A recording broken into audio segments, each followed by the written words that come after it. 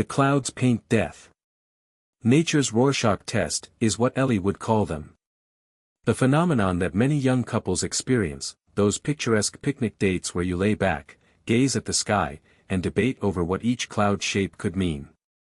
Ellie and I were no different, except we would always try to outdo the other with outlandish ideas in hopes of making the other laugh so hard they'd cry. During our sophomore year of high school, we spent nearly every day of summer at the beach, and without fail, Ellie would always kick off a cloud-watching session, as if it were a ritual we couldn't resist. One day, near the beginning of August, we decided to go to the beach for what would be the last time before school began. That morning, I noticed Ellie seemed a little off. At the time I chalked it up to first day of school jitters. I decided this time it was my turn to kick off our little cloud ritual, describing the first thing that came to my mind as I peered into the sky. Oh babe, I swear to God Mr. Clean is in a fist fight with a dinosaur up there, you gotta look. I managed to get a little smirk out of her as she raised her eyes to the sky, narrowing in on whatever cloud that artistically spoke to her the most. Her smirk slowly faded, giving way to an expression of discomfort as her eyes scanned the sky. She broke the silence a few seconds later. The clouds paint death. What, L-?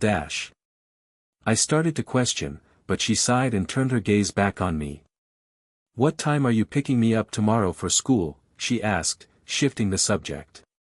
Probably 7:20, everything all right?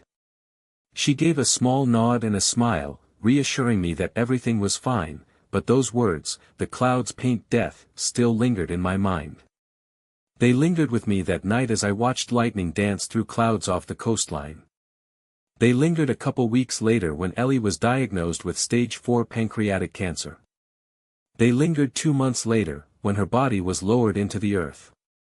On the day of the funeral, I remember looking up to a clear blue sky, not a cloud in sight, like some sick cosmic joke. It took a few years, but eventually, I started to see exactly what I think Ellie saw in the clouds that day. I wasn't actively looking for it, but one day, as I was walking to my university classes, my eye was caught by a peculiar shape in the sky.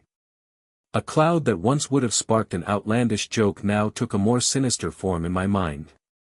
I saw what looked like a bus with its front tire crushing the head of a figure beneath it, the shape hauntingly clear against the otherwise blank sky.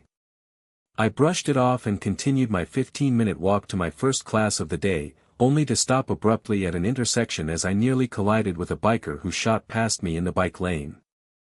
I watched as the biker carried down past the second intersection where the next pedestrian was not as quick to react, sending the biker over the front of his bike.